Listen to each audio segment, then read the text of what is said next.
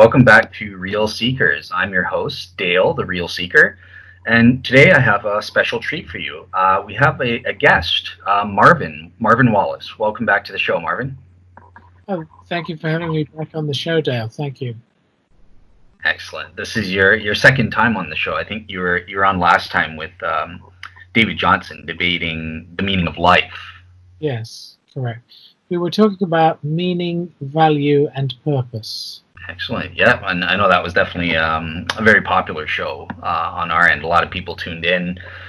Sort of the crossover from SNS or the Unbelievable Boards. People wanted to get sort of a sense of who you are and hear you in person after commenting and speaking with you for years on those boards there. So, yeah, I'm excited to have you on today. And in terms of our topic, Marvin wanted to speak to me about ethics, about morality. He's been taking some classes and that sort of thing, and one of those was on ethics itself. So, Marvin, just before we get into anything, I'm just sort of curious, do you want to sort of give a quick introduction as to who you are again for the audience that might not have heard you last time, and also give us a notion as to why ethics? Why did you want to discuss this issue?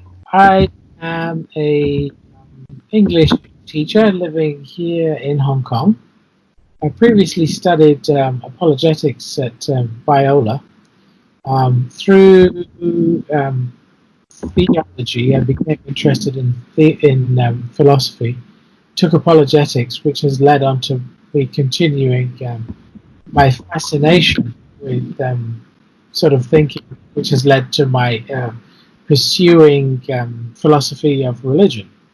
So I'm now sort of taking preliminary that I hope to put me on a course of philosophy of religion. Why ethics? Ethics is like really important because everything sort of leads back to ethics. All kind of objections to Christianity, or the real weighty ones, tend to be about ethical concerns, such as the problem of evil. I think Bill Craig noted that sort of 80% of theistic arguments are what skeptics don't like about theism. By that, it means what they morally think is objectionable with Christianity. I might also add on there that having read a little bit of Aquinas, what Aquinas does say is that all human action is moral action. So if all human action is moral action, then it's something that is just central to who we are and cannot be avoided. So I think it's a really good area for Christians to have some kind of grounding and really try to get to grips with. Yeah, well said. I agree. I mean, it's such a fundamental feature of our lives and that sort of thing. It impacts on so much of everything that we do. So, yeah, it's a great topic. And what I've tried to do, I tried to break it up. So I originally, when I organized this just for the fans, it was meant to be another debate type thing. So we broke it up into three main areas. So it's kind of a discussion on meta ethics. So in ethics, there are four main areas of study. So two of which are ones that we're going to focus on. Those are normative in nature. So, you know, so with meta ethics, we're going to be looking at what is the meaning of what is morality? What are moral truths or moral statements? What defines that and that sort of thing. And then we're going to get into normative ethical theories and that sort of thing. What is it that makes something morally right versus wrong, and why is it morally right or wrong? And then we're going to get into a final area discussion on the moral argument. So what does the existence of morality have to say about the existence of God in general? So yeah, let's sort of get into the first area, the meta-ethical discussion, the discussion of what is morality. And yeah, so I just want to turn it over to you, Marvin. What is it that differentiates moral truths from other truths? What are moral statements in your view? Moral statements, good question. I think moral statements refer to the rightness, the wrongness, or the obligatory nature of statements. Those statements about what we should or should not do, what is right to do and what is wrong to do. Non-moral statements tend to be descriptive and describe states of affairs. Moral statements are prescriptive in the sense that they say that what they describe the way that we should act. Non-moral statements tend to be statements about facts. Moral statements are the resolution of values of what we should and what we should not do. So I would define moral statements in that way.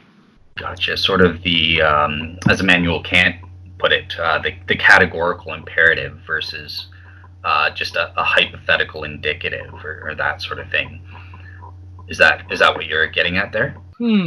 A good question. Again, see, I think when Kant talks about a categorical imperative, he talks about a certain class of moral statements, which is the highest class of moral statements, or moral sort of thing that we should do, something that we should always do.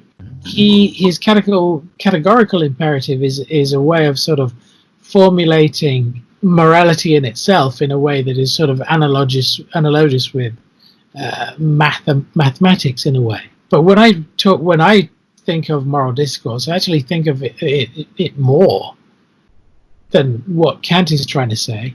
Kant is trying to say that it's something that we know that we ought to do, given our reason.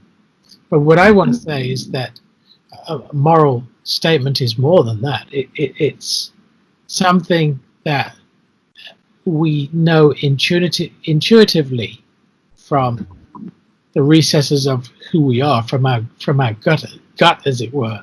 It goes beyond sort of what we would like to do, and it's just an intuitive expression of what we know to be true. And I think that most moral intuitions, all of us know to be true. And people who sort of deny that those moral intuitions are true tend to be wired up incorrectly. I could put it like that. Yeah, it's I fully agree with that in terms of what you're saying.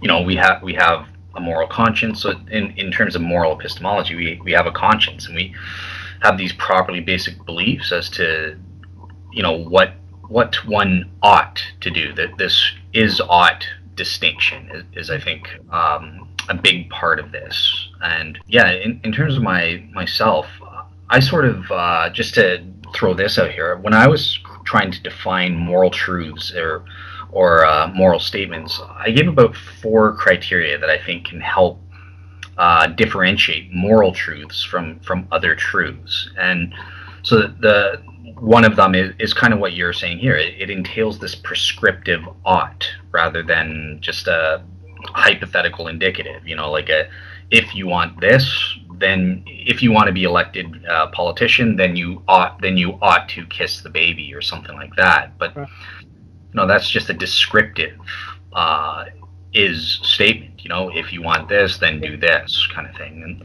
so I think there's that element. I agreed, and I would just quickly throw in there that the indicative is the kind of ought that Kant would suggest is using a person as a means to an end, whereas his categorical imperative states that you should not use people as means to an end, but always as ends in themselves. So totally on board. Please continue, Dale. Sorry. Oh, no problem. You're the guest, so people want to hear you, not me. But yeah, cool. Yeah, I 100% agree with that. Another aspect of morality that I think, and I'd love to get your take on this, another criterion to differentiate them is moral truths or statements are or judgments or whatever. They're supremely authoritative. They're an overriding guide for conduct, attitudes, motives, whatever. So philosophers say in terminology, they have the highest degree of incumbency, and they override other factors. Like, hey, I want a lollipop, so why can't I steal that from the kid? It's, I have this goal of wanting a lollipop for some reason. Who cares if I take it from a baby? Well, the morality overrides that. It has this highest degree of incumbency. Do you think that's a good criterion, Marvin, or?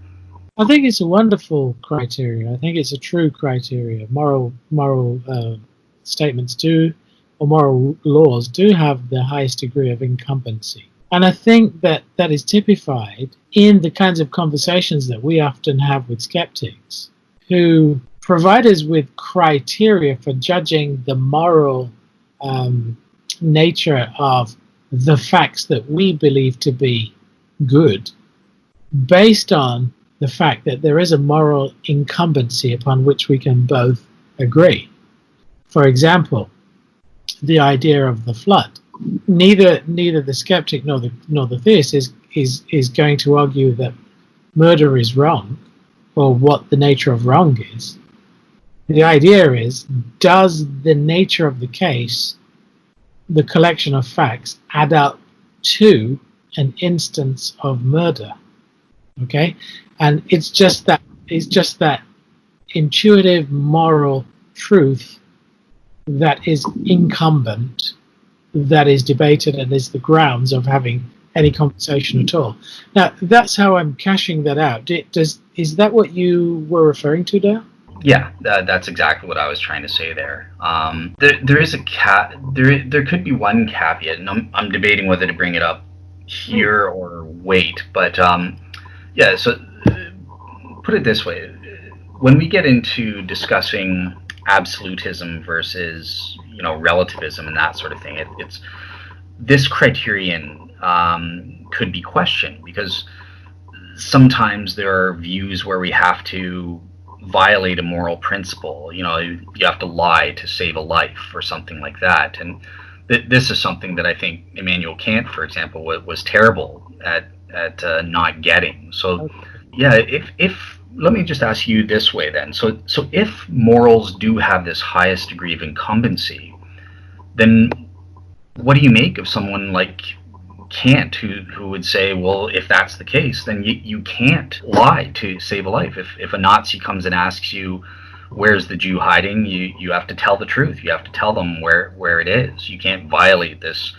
supremely authoritative moral truth or principle. Well, it would appear that Kant is completely naive in that respect, for one of the foundational sort of pillars of Western philosophy, because morals are always going to clash, right? In a fallen world, or any world that I can imagine, there's always going to be instances where you're faced with moral choices which are both bad, and you have to sort of make a decision of which is the least bad. And as I understand, virtue ethicist Philippa Foot has the trolley car problem that sort of highlights the inadequacy of such moral theories. A trolley car is either going to run over one person or five. Which one do you choose? I mean, they're both bad choices, right? And you can add any qualifier to that to make the choice even less desirable. One of them's a doctor, five of them are, I don't know, criminals.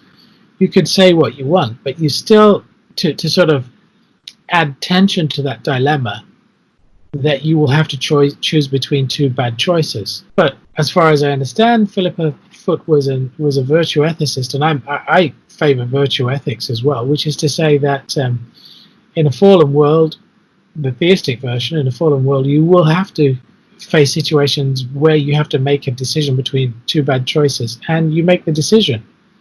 You make the decision based on what you think is best. You don't know the outcome, but whether you make a good choice can only be judged at the end of your life from the kind of decisions that you made and the consequences of the decisions that you did make. So I would say Kant just doesn't is just not convincing at all at that point.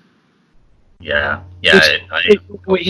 Which is to say, to have a rule that can't be broken just doesn't work, because ethics is not like that, and that's been one of the sort of the things that is so illuminating about ethics, is that it's just so complex. Yeah, I definitely agree. I sort of this conversation kind of reminds me of remember you listened to the show where it was me, David, and Robert Stanley, and I don't know if you remember, he was kind of comparing me to Kant because I was a moral quote unquote absolutist in a way, so or objectivist or whatever, and he was oh well, deontology basically would entail an unqualified absolutism, which is what Immanuel Kant was. You can't violate any moral principle. They're all moral principles are equally weighty. So therefore you can't lie to save a life, or you can't kill anyone in that trolley car experiment or something like that. But what I think they fail to recognize is there are other options deontologists could take. There's a conflicting absolutist, which is what I would consider myself. And in that sense, you have to choose the lesser of two evils. You have to do the best you can to do the least amount of immorality or something like that. And that might entail doing something that's not morally ideal. It's still a sin. So these principles still make themselves felt. But at the same time, you're doing the lesser of two evils. You're doing the best you can in a fallen world, as you say. Right. I read that. I read that explicated by Norman Geisler, and he called it graded absolutism, which is to say that in a fallen world, there's obviously grades of wrong, and you take the least wrong as you understand it, given that situation. I think that it is kind of there have been some problems raised with that, but that kind of graded deontological approach, I still favor virtue ethics, which is to say that it's the character of the person and that person trying to be a good person and make the right decision given a situation that is the right decision to make. And that can be that, like I said earlier, I think you can only really judge that at the end of the person's life based on the kind of decisions that they made and the way that those decisions went. I do also think that some of the divine commands are binding, but I think that many skeptics overplay the divine command and assume that all divine commands are normative. But I don't think that is the case. So they tend to distort the moral picture presented by the Bible, in particular in the person of Jesus Christ, who I think is the perfect exemplar of a virtuous person. Yeah, good points there. Definitely. I'm on board with everything that you say. I do think that skeptics they misunderstand the rule-based ethics and how that relates to something like virtue ethics or that sort of thing. They can be integrated together. But we'll get to that in the normative ethics section there. But I think it's important for here on this criterion in terms of what moral statements are. Even if you're a strict deontologist and a rule-based ethicist only or something like that, and you believe that moral principles are supremely authoritative or something like that, that doesn't necessarily mean you have to be an unqualified absolutist. There are two options. There's the graded absolutist, which is what Marvin was saying. It's slightly different than the conflicting absolutist, which is what I was arguing for. So that the graded is basically you do the greater of two goods type view, whereas the conflicting is the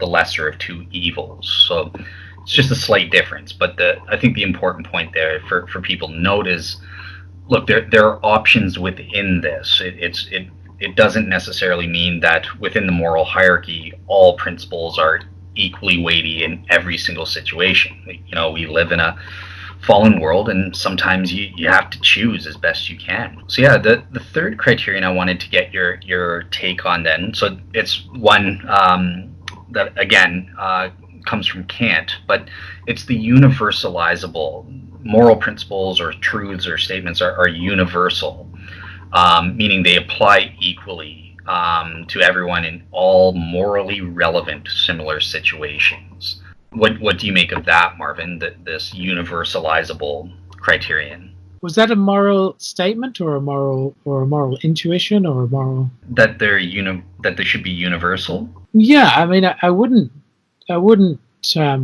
argue that morality shouldn't be universal, but I think it is still subject to the same sort of issue as having unaltering laws. Is that there will be at some stage or some instances times when that universalizable law may be compromised.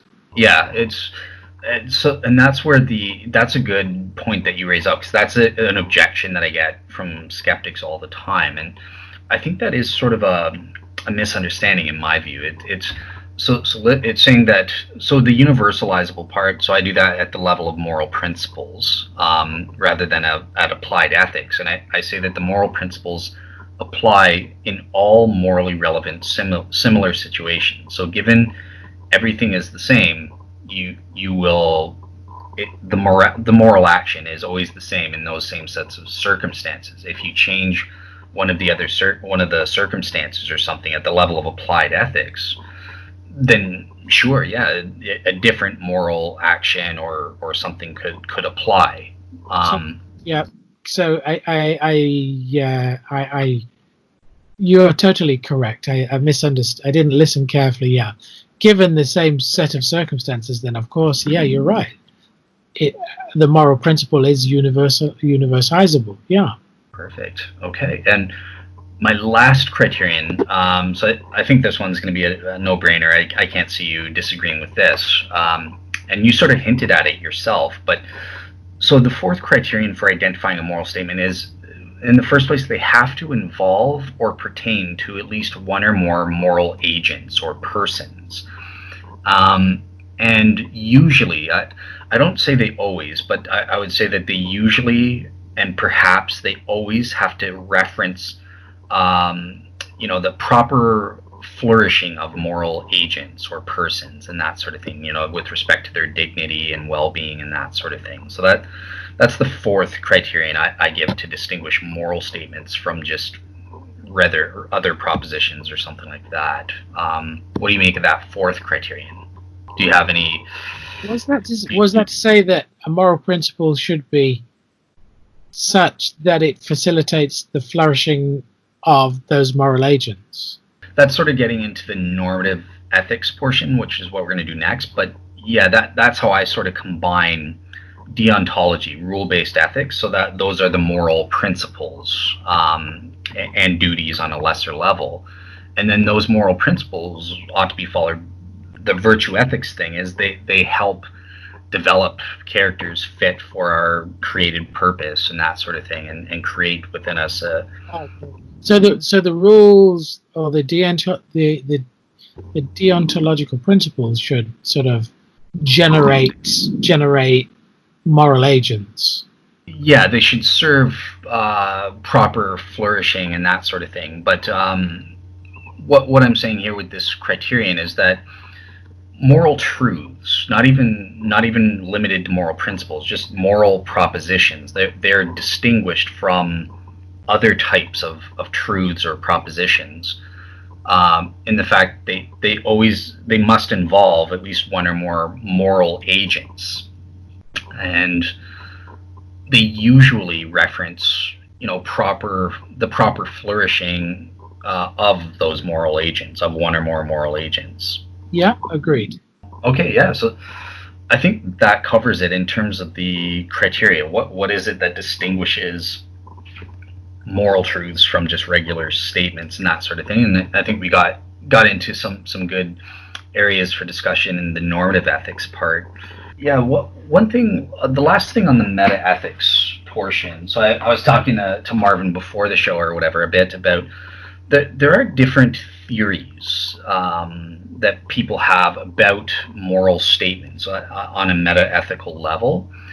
So they're usually categorized into cognitivist theories versus non-cognitivist theories. Just to give an example, there are non-cognitivists, things like emotivism. So they'll say that moral statements, these criteria are just nonsense. Moral statements are just expressions of our emotions. And the cognitivists will say, no, there is actual content to that. And there are different varieties of those. The main ones I think the main ones today are, so there's ethical naturalists and then there's ethical non-naturalists. So obviously, me and Marvin would stand on the latter there, but yeah, maybe just sort of focusing in on ethical naturalism. So a proponent, someone like Sam Harris, who I know Marvin's familiar with there, versus our view. What are some of the differences between an ethical naturalist versus an ethical non-naturalist like us? Well, I mean, kind of difficult to understand what an ethical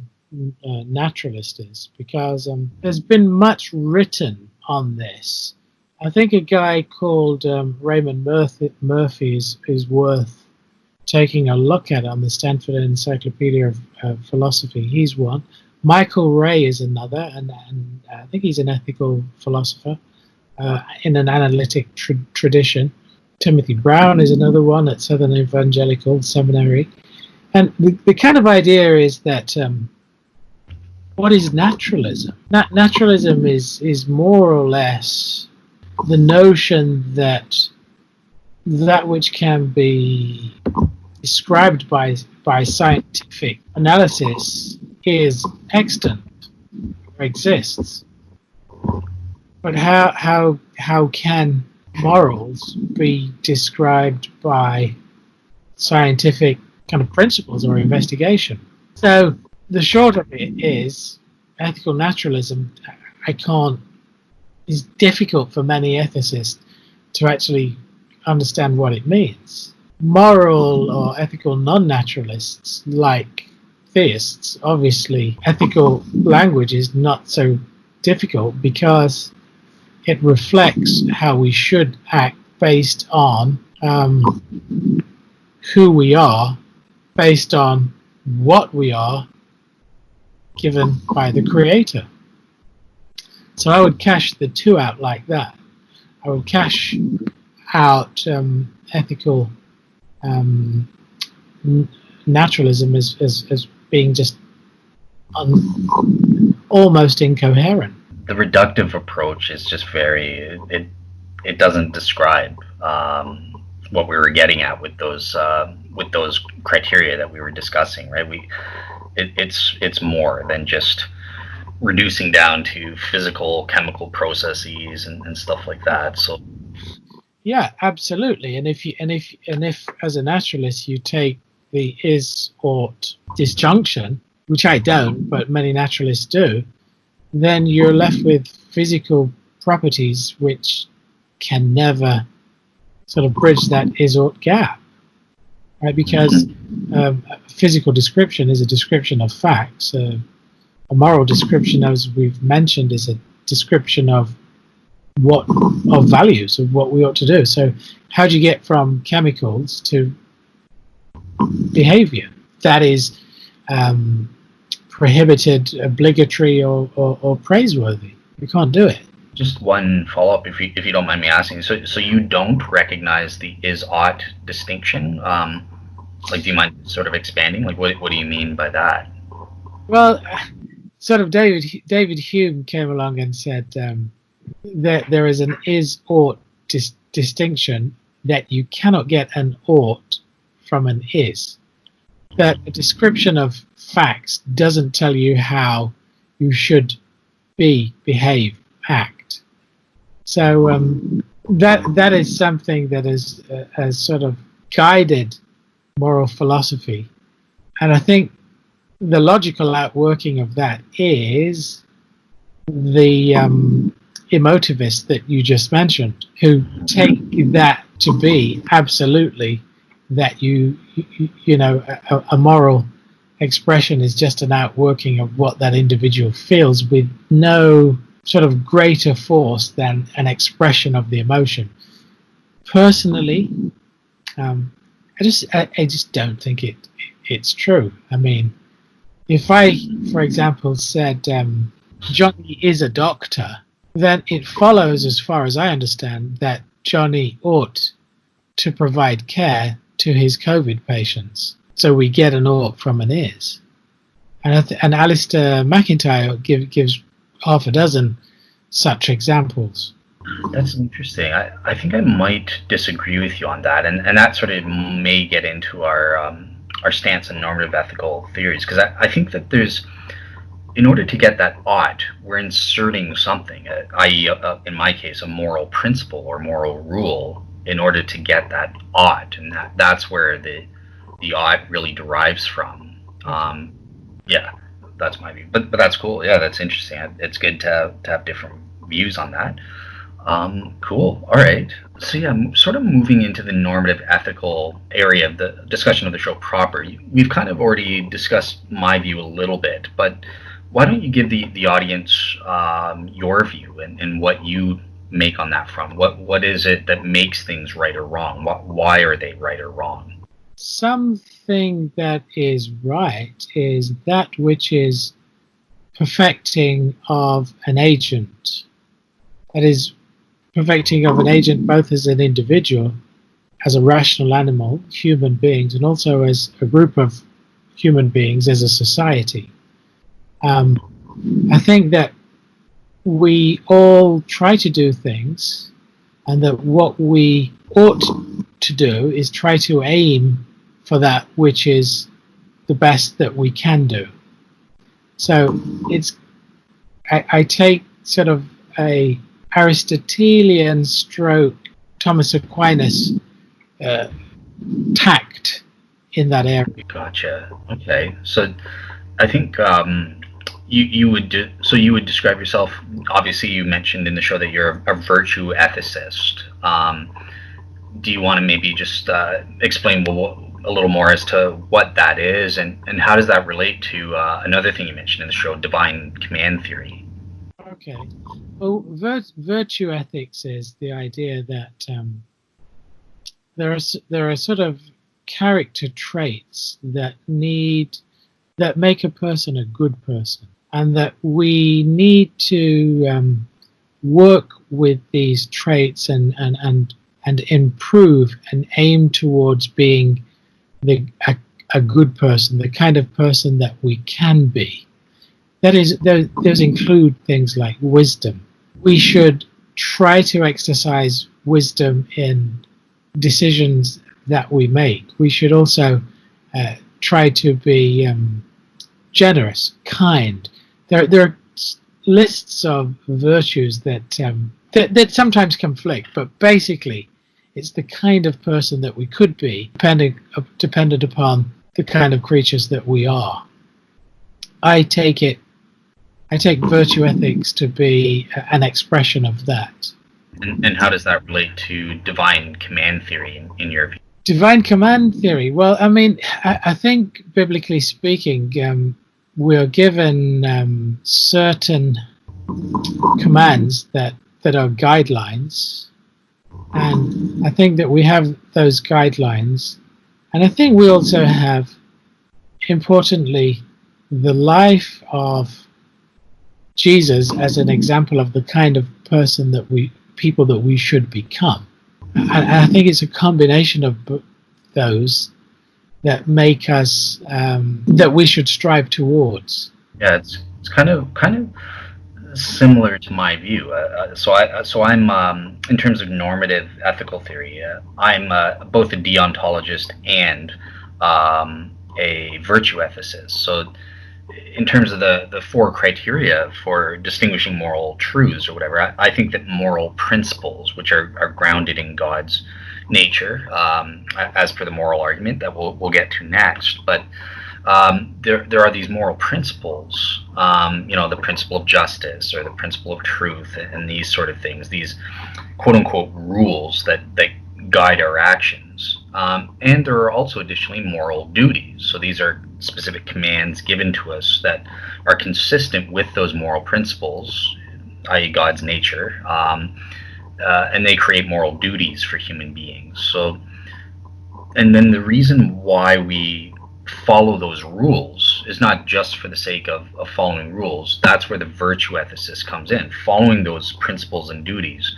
develop our characters to be fit for salvation, or to be fit for our ultimate purpose in creation, and living, part of which is being having a virtuous character, a righteous character before God. So that's sort of how I see the two as interrelating. And I remember, it was funny, Marvin, if you remember the show with Robert Stanley, he seemed to have this outdated view that, well, no, virtue ethicists and deontologists, or divine command theory, and virtue ethics are contradictory. They can't be integrated. Did you want to maybe speak to that? Is that true? Have the skeptics caught us in a contradiction if we hold to both? First, the more we speak, I think that we're very similar insofar as my divine commands are your duties. So, and we align both on the virtues, right? On being virtuous. So I totally am on board with you there, and I think we're pretty much aligned. Now, when you say when Robert Stanley, he mentioned what? Could you say that certain ethical theories didn't fit well? Yeah, he thinks deontology, or in your term, like divine command theory, is contradictory to under virtue ethics understanding. They can't be integrated in any way. Well, I think many moral philosophers say that all ethical theories are integrated in some way, but it depends to what extent. Now, if you talk about virtue ethics, well, yeah, I mean, there are certain things that we should do if we want to be virtuous, and if there are certain things that we should do, wouldn't they be deontological? Yeah, I will say that they mesh together in certain ways, and virtually every ethical theorist that I've ever heard of or read has affirmed that. Yeah, it came, in my view, absolutely. There are at least three stances on how to integrate deontology with virtue ethics, or whatever. And I think skeptics have this, again, it goes back to this misunderstanding of the nuances in the theories, the different positions, going back to that, the different views on absolutism, for example, and that sort of thing. They think everyone's an unqualified absolutist, and as a deontologist, and that would contradict virtue. But there are at least three different ways to integrate these things, right? There's the pure virtue ethics stance. There's the standard deontic view, or it's sometimes known as the correspondence thesis. And then there's the view that I think both of us would take, which is known as the complementary thesis.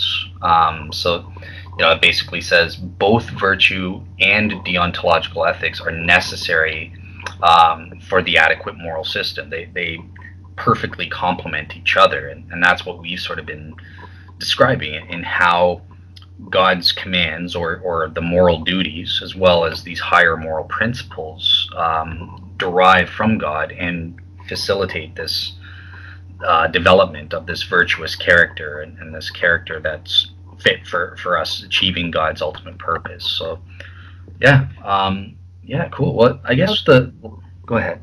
I would give one example of an ethical theory where I think that the principles don't seem, or the alternative theories don't work very well, and I think that's Sam Harris's. Mm-hmm.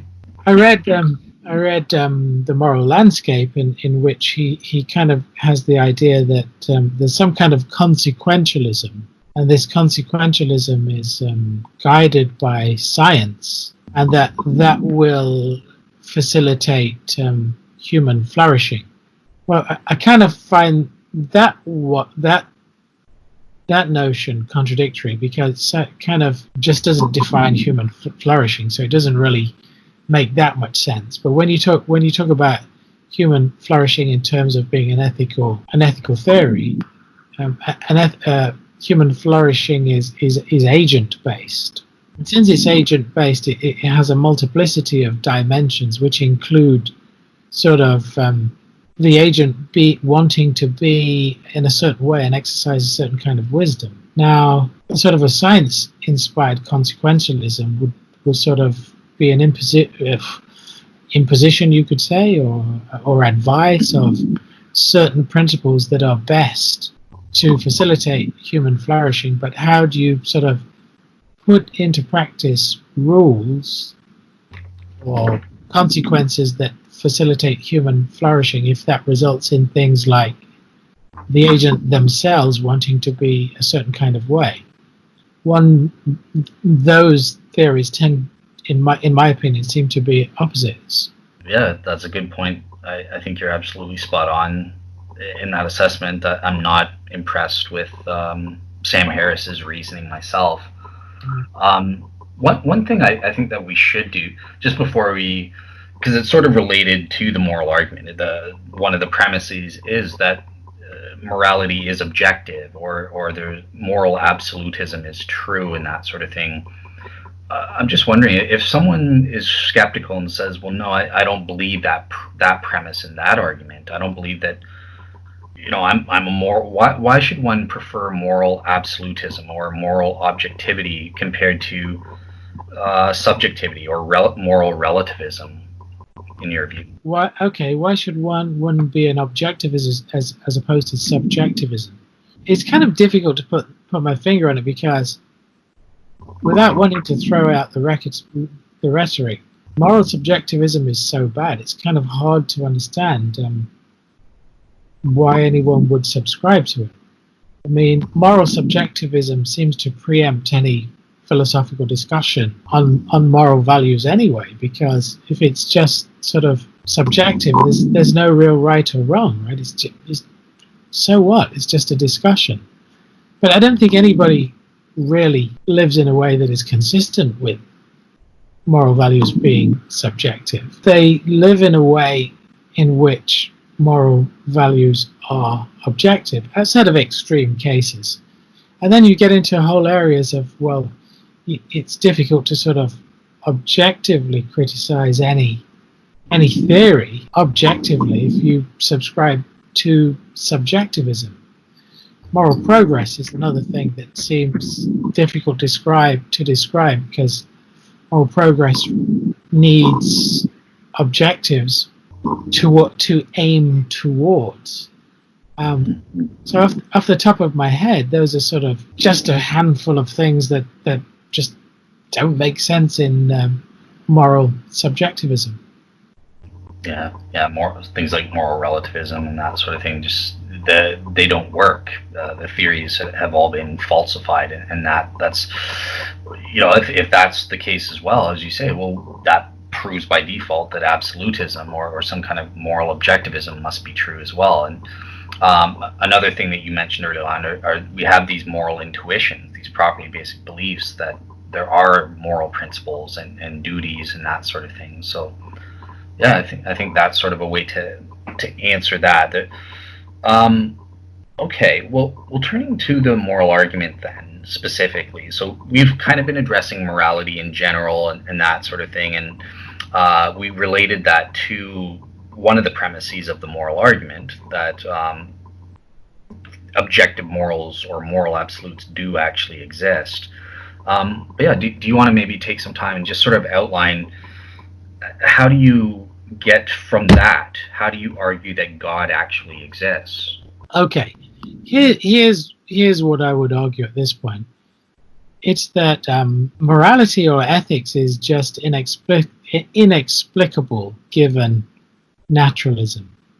Okay, and I think, or I should say more specifically, outside of some kind of essentialism. And I think Aristotle, Aquinas, and lately Alistair McIntyre have nailed it when they argue along these lines.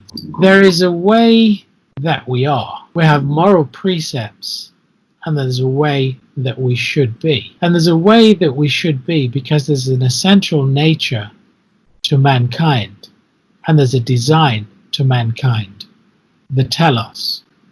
And it's the way that we should be if that creature that we are is perfected or being made perfect, which is completely consistent with Christian theology. And what I want to contrast that with is that on a naturalistic viewpoint, there is no essence, there's just a way we are, and there's a dubious set of assumed moral precepts. We agree on them, but it's difficult to ground them, given naturalism. And there's no way that we really should be. I mean, what is the way that we should be, given naturalism?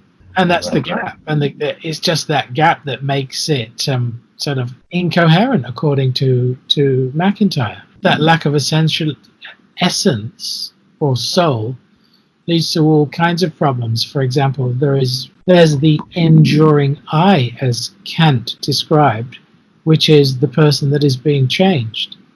Okay? What is the person being changed towards?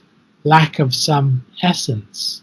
Hence, you end up with moral schemes from naturalists that are just eclectic and diverse, each one of which, in my opinion, has the right to the moral claim or rightness given naturalism. So you end up with kind of the far end anti-natalists saying, all should be destroyed, to sort of moderate views, I say moderate views such as Peter Singer, who sort of, have this idea that we are graded creatures and comparable with other creatures with certain brain function and capacity, etc., to sort of the more true moderate there. So.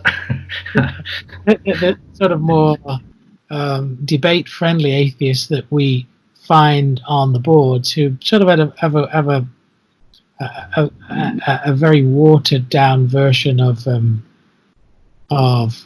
ethical. Well, I don't know if I've described it well, but who are a lot more friendly than your sort of anti-natalists, your Peter Singers, but you Sam Harrises, you might say. But each, I think, have a legitimate claim to be right, given naturalism. Yeah, good points. I think on my end, I would approach it. I think there are two angles that one can try to argue to a god and that sort of thing. So one is through like the cause. Once you grant me these objective moral principles and duties or moral truths or whatever, you can ask, well, what's the cause of that, and argue that the cause has to be God. But sort of along the lines of what you were saying, there's this design argument as well, because these morals are instantiated in our moral consciences. We have the field of moral epistemology, how we come to know these moral truths, and if that presumes that there has to be some kind of intelligent designer who designed our moral consciences to be attuned to these objective moral principles and duties. And I think that's a fruitful avenue to say, okay, well, who was that designer? That would be God, and that sort of thing. So yeah, that's how I would sort of approach that. Right. All right. Well, let me play the skeptic. Just a couple more questions, because I'm not sure. Are you pressed for time, or? A couple more questions would be good. Awesome. All right. Yeah, because we're just over 1 hour right now. So, okay.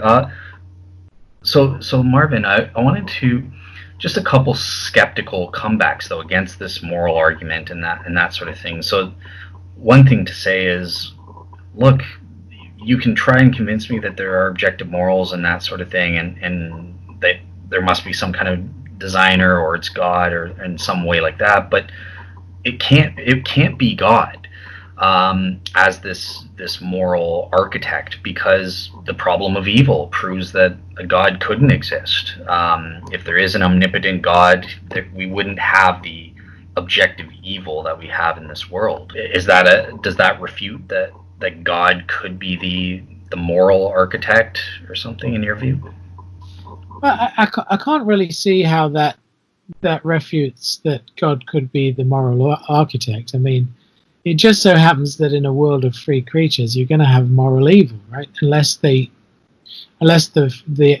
free creatures do exactly what you want them to do all the time, In which case, how could they be free? Yeah, yeah. If they're determined. Yeah, Well, so as explicated, I don't think that it really is a argument against God, against the moral nature of God, or uh, the moral intuitions that we have. So gotcha. perhaps you might throw in another premise or something, so I can get the force of what you're trying to say. I mean, if I can throw that back at you, skeptics will say, well, God could have created free moral agents that only do good. How would you respond to that? Sure. So yeah. If I were to respond to that as the host, I would just say I don't think it's possible. It's not logically possible for God to create morally a world where all creatures are morally perfect. Or I would respond, even if it is, that world would have less overall value than the actual world in which some creatures choose to sin and rebel against God. Yeah, that would be sort of my two-pronged defense against positing that. Like Val's sort of claim, well, God can just create other. I think David Johnson, one of our shows, he called, why can't God just create a world full of God clones? They're good out of the necessity of their own natures, and I think that only a maximal great being could be good out of the necessity of their own natures. I don't think it's possible to create creatures that are like that. That God is a special kind of creature makes sense. I would just say he's not a creature, though, but Uh, just be. by that I mean, No worries. without getting too technical, God is the metaphysical first principle, the ground of all being, the archetype of what is good, given his own nature, etc., etc. You know. But yeah, I made a mistake. He's not a creature because creature implies created. Sorry about that. Right, right. You better apologize for that. I mean, we have plenty of skeptics who will be confused and they'll jump on that and they'll see Marvin said God's a creature. Um, sorry, I'm just playing around. Thank you. Yeah. All right, so yeah, I guess so we're a little over 1 hour now. So just to sort of end it off to you, I'll turn it to you, Mark. Is there anything else that on the issue of morality that you would like to mention, or that we didn't really address at all, that you want to bring up just before we close out? I think that all I would sort of emphasize is that you and I very often have discussions with skeptics, and they argue that God is wrong for X, Y, Z, for the flood, for killing pharaohs, firstborn, etc. And I think that the only reason that we can have those discussions is because we have moral intuitions. So I think that shows that objectives are moral. Did I say that? That morals are objective. I think that shows that morals are objective. Otherwise, there wouldn't be any discussion, even from the subjectivists who try to deny moral objectivism, such as our great Canadian friend. I think all the subjectivists end up doing is kind of saying that don't take my view objectively, and that sort of weakens their own position. So I think that the issue is often when we're discussing these sort of biblical issues is what counts as how could you put it? What counts as infringements of our moral intuitions? And I think that once we have a look at the facts, we kind of find out that what the skeptic is saying is murder is not actually murder when you look at the case. I definitely agree with what you say. So just to sort of give my take on that, it's obvious as Christians we believe that we live in a fallen world, and our all of our faculties are affected by that, including our moral consciences, which is what produces these properly basic beliefs, or what Marvin's calling these moral intuitions as to what is right and wrong in specific cases, whether that's in the Bible or whatever else you're judging. So yeah, I sort of see that there are three main causes for moral disagreement in my view. So number one is there could be there's a difference in factual differences. We don't know all the same facts, because of the way the world is. We're not always aware of the same facts, and certain factual differences can cause moral disagreement. Is the baby in the womb a baby, or just a fetus? It's not really a person, or something like that. Does it have a soul or not? Is there an afterlife or not? These kinds of facts can create disagreements on a moral level. There's also disagreements in the moral principles that are claimed to be violated in a given instance. What's the nature of that principle, and that sort of thing. And then there's the third source of moral disagreement, which me and Marvin have kind of gone back and forth a little bit on, and that's differences in the moral hierarchy. How do conflicting moral principles relate to each other, and how do we adjudicate which one should be given precedence in a certain situation versus another? So yeah, that's sort of my take on where these moral disagreements come from, and if I were to make a concerted effort with a skeptic where we disagree on something, I would try to assess it through the lens of these three areas and that sort of thing. Brilliant. In closing, just want to sort of emphasize once again, because I feel that it's a weighty point. It's just that it's this point. In theism, there is a way that we are, and there's a way that we should be. In naturalism, that there is a way that we are, but there is no way that we should be. And because there is no way that we should be, that kind of preempts moral discourse. Or if it doesn't preempt it, it sort of means that there are a plurality of voices, each of which is as important as the other, each of which has as much sort of claim on being the morally correct voice as any other. So that's the point that I'm trying to make when I say outside of essence and telos. It's a free-for-all. Who says that, for example, that the antinatalists are a sort of a nutty bunch who say that we should let mankind go extinct, right? Well, if they are correct, who's to say that we should not let mankind go extinct because of the damage it makes to the planet, etc., etc.?